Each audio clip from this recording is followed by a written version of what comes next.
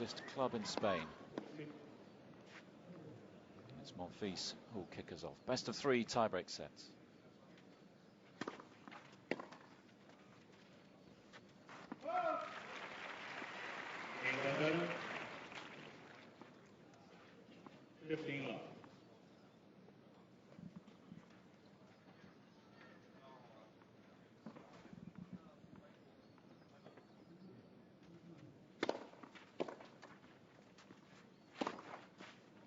Monfils is certainly one of the stronger Frenchmen on the clay court, isn't he? He's made the same as at Roland Garros before.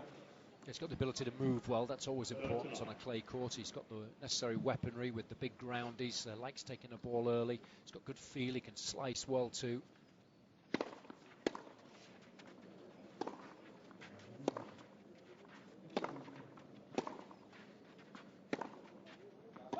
There was a good indication of his really good footwork around the backhand if need be. The forehand is absolutely outstanding. Can generate so much pace with it, but I guess at the moment, because he hasn't played that many matches, it's all about consistency. How well will he be able to perform on a big stage like this, having not played that many of the world's best players so far this season?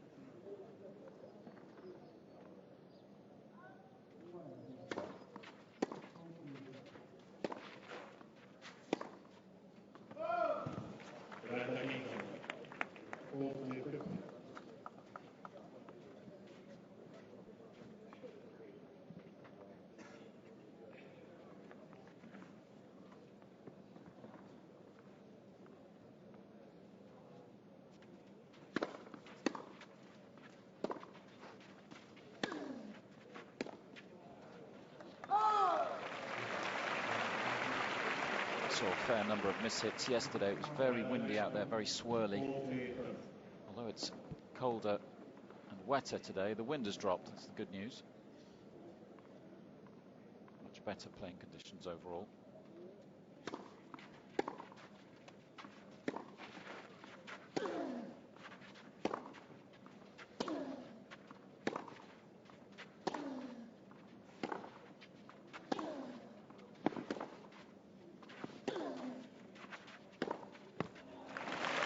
Got to put it into context, the conditions. Yes, it's going to be a little slower because it's overcast and relatively damp at the moment, but it's not like we're playing in Hamburg where those could be the slowest clay courts in the world when that tournament used to be played just before the French Open, and it could be bitterly cold.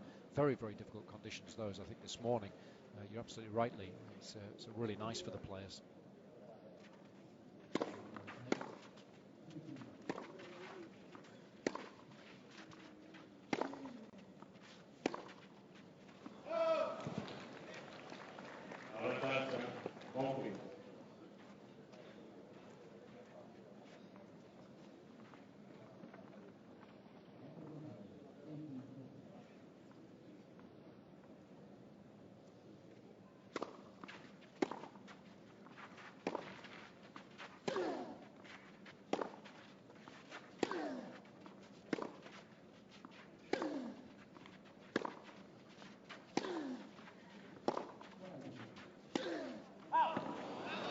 Just wide. Monfils survives his opening service game. Always nice for a player to get through the first game. It was a strange game as well. A lot of unforced errors from Nadal. Not able to find his range there at all. So a big bonus for Monfils, who needs to get off to a good start. He knows that Nadal's such a good front runner, especially in conditions like these. So he's got the advantage of serving first, needs to make the most of it.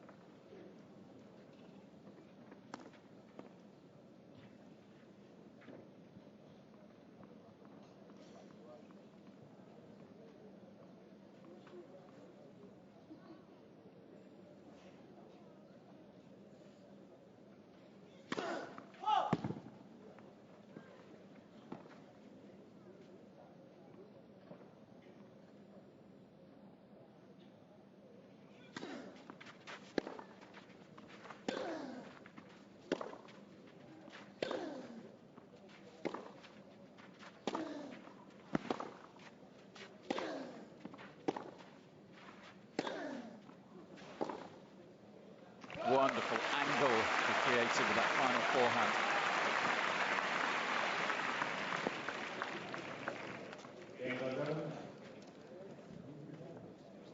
Early signs that Nadal is quickly finding his range.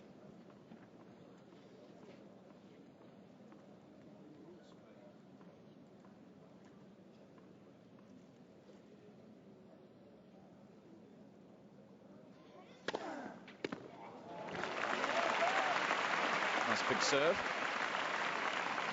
198 kilometers an hour.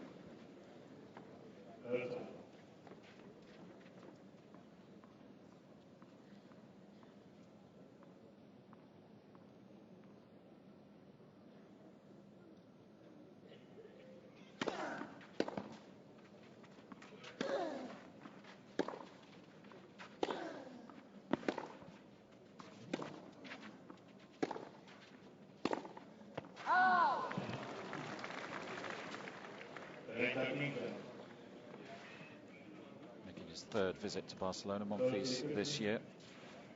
Hasn't had too much success in years gone by. First round in 2005, second round in 2006, so this is his best performance here.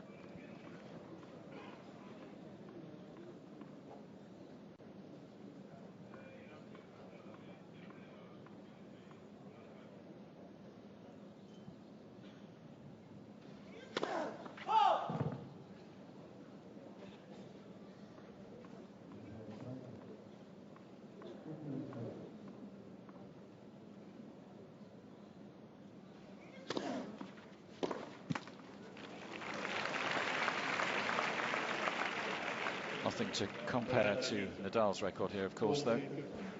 Champion 2005, 06, 07, 08 and 09. Didn't play last year. Fernando Verdasco won the event last year. He's not here, incidentally.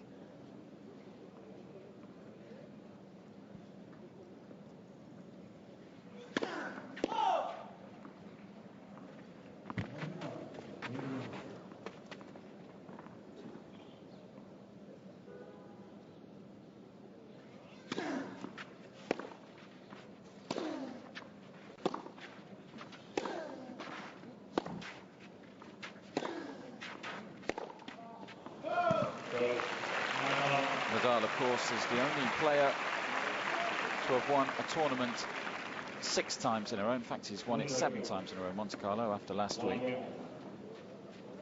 No other player has won one tournament for 6 successive years, and he has the chance this week to do that here as well. Incredible.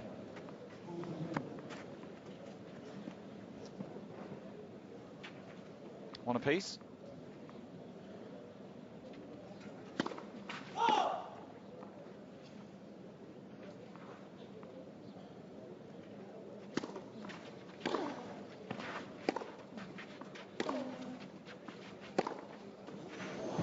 There's the change-up that I was referring to earlier.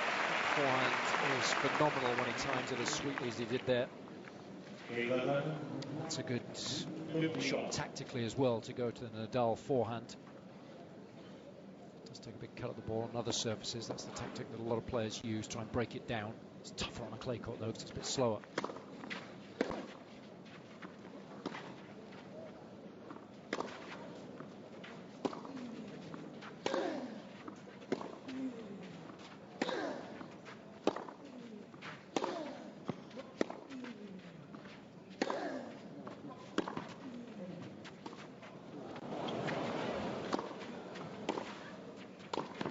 Oh, that's amazing. That drop shot bounced just beyond the service line. Nothing wrong with the idea, but normally Nadal executes that one really well.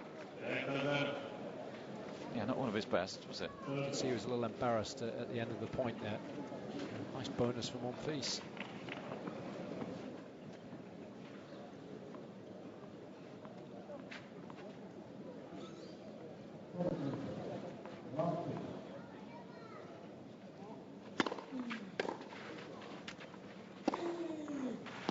It's a good 1-2 from Monfils.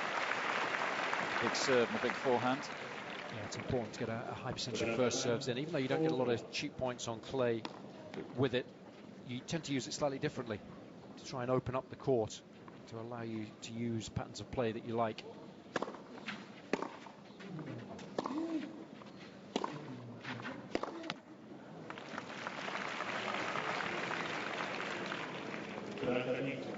It's all about choosing your moments wisely on a clay court against Nadal. That the wrong time, I think, to try and flatten out that forehand, and ended up halfway up the net as a result. So you've got to make sure you're in a pretty decent position. Perhaps you moved up the court a little bit and you're taking the ball on the rise.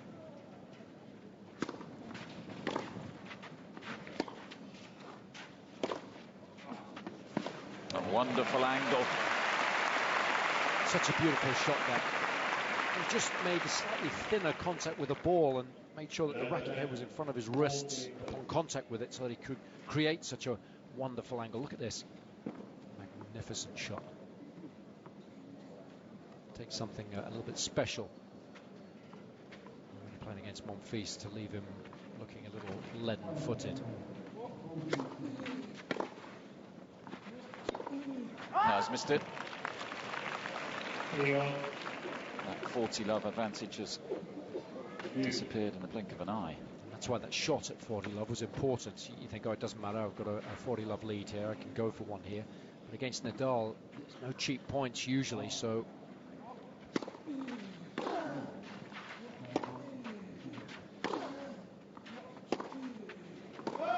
can prove costly.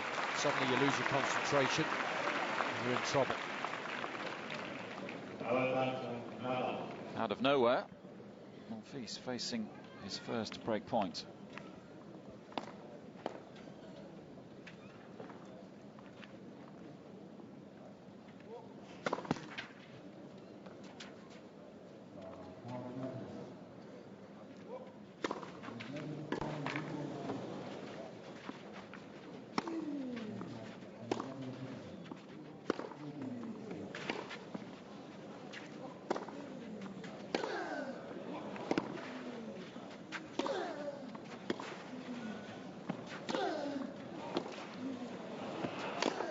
Nadal at his best, and he hasn't wasted much time stamping his authority on this match. Makes Monfils pay. Picks back from 40 love down in that game to break. Nadal with an early on. That's a classic example, isn't it, of why it's so important to concentrate on every single point that you play against Nadal. That forehand at 40 love up was a poor shot from Monfils. He lost his concentration and Nadal made him pay in the end. What a good rally in order to get the break. Dominating with the forehand. So important to defend well on clay. Monfils dropping that one a little too short and just couldn't get the ball back deep enough. And after each and every shot, Nadal was improving his position within the rally, and he finishes with considerable aplomb. Really good use of that forehand. It's so difficult to defend against the Spaniard. And of course the other thing that he does well on clay is he returns supremely well. It was a great serve of Monfils' on that last point, but Nadal got it back to within a couple of feet of the baseline, and he's back on level terms.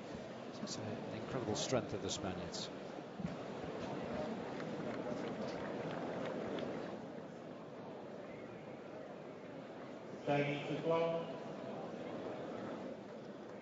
So a great start for the top seed. Just 12 minutes on the match clock, and already with a break of serve.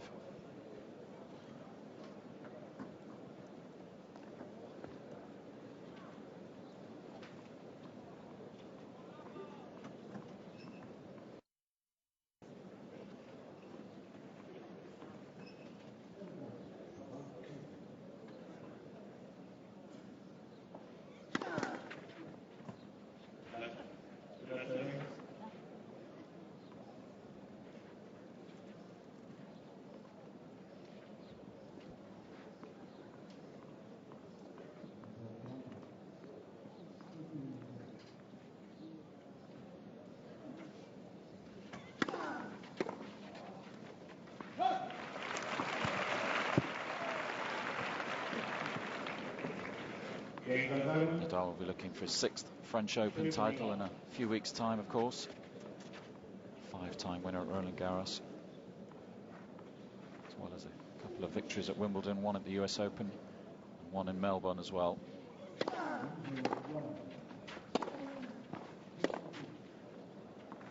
It's not a bad haul, is it? Tidy. as well as the Olympic gold we mentioned. Yeah, nice bonus. Federer hasn't got one of those. Won the doubles, but never the singles. But of course, he's setting his sights on winning at the All England Club next year, 2012, on the grass. Should be a great tournament, that.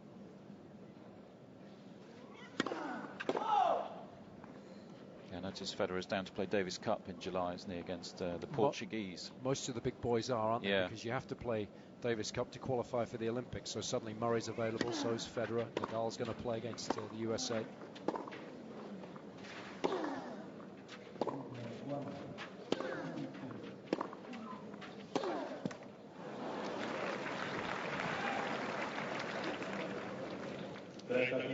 Nearing another milestone. Jason just about to say Nadal on 498 match wins in his career as well. Should he reach 500, he'd be the second youngest player ever to do so, behind Bjorn Borg. A lot of similarities between those two players in the early stages of their respective careers, but of course Borg quit at 26. Let's hope that's not the same as far as Nadal's concerned.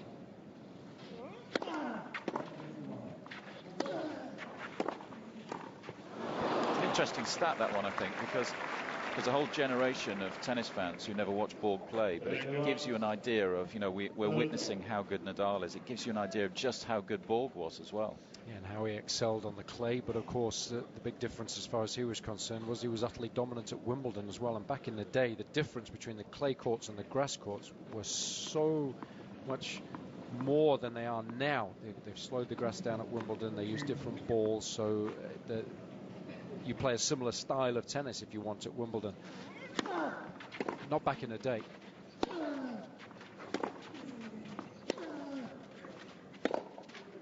And of course, the other similarity was that Borg struggled at the US Open, never won it. And, until last year, of course, Nadal was in a similar situation.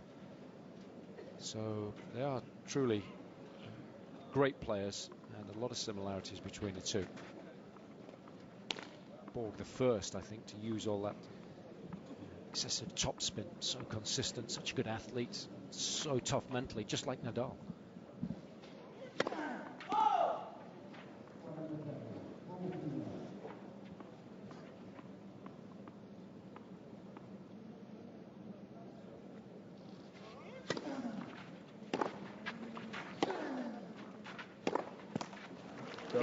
Of course, the other similarity was they both like their underwear as well. Borg had his own range, whereas Nadal, of course, has gone with Armani this year, hasn't he? Have you checked out that campaign, Lee? Not yet, no. No, not yet, so you're going to. He was looking pretty decent, Rafa.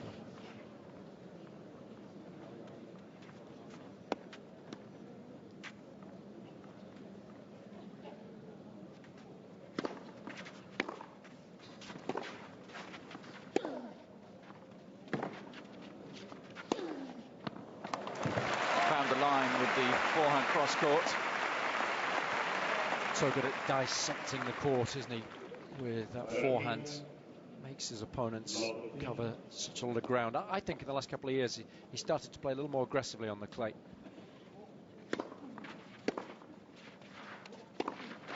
He's still got the consistency, but I think he looks to do a little more damage with the forehand. In his early years, I think he was basing his game a little more on consistency. Not a huge difference, but a subtle one.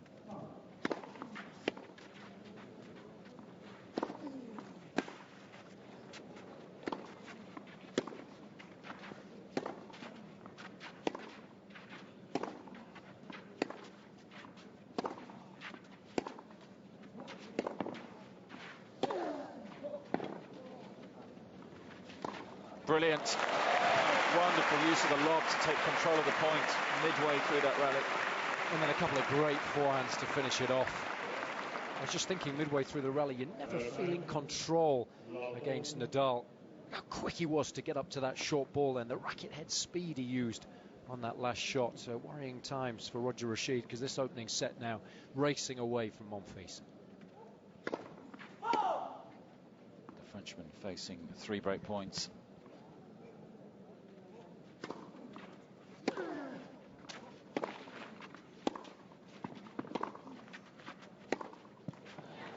Survives the first. Uncharacteristic backhand error from the Spaniard.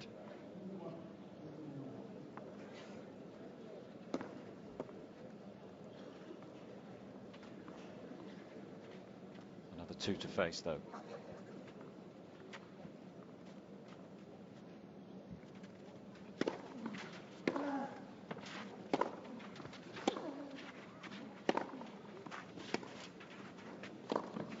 That's good stuff. Brave tennis under pressure. You have to be prepared to mix things up when you take on Nadal. Any opportunities to move in have to be taken full advantage of. It's not easy though, because he loves a target, passes so well. And of course, he's got a great lob, which you've already seen today. One more break point to face.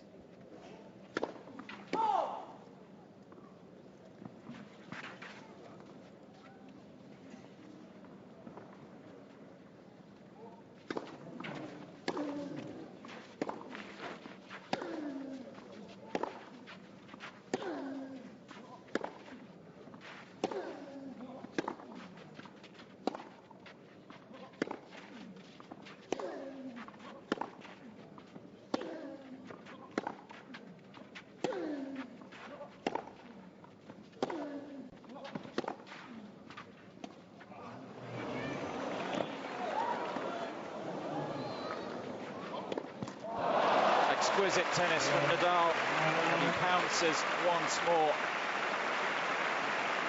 And it's already beginning to look like Gael Monfils can forget about this first set, because Nadal has a double break of serve now.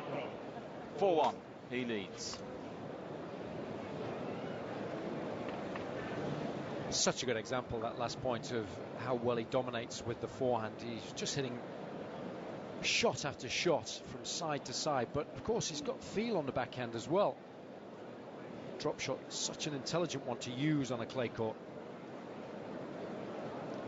Outmaneuvering Monfils, playing it at precisely the right moment. You know, we talked earlier in the set about Monfils using poor shot selection when he was 40 love up. Not Nadal, choosing precisely the right moment when he was up the court to use that little drop shot. Monfils having to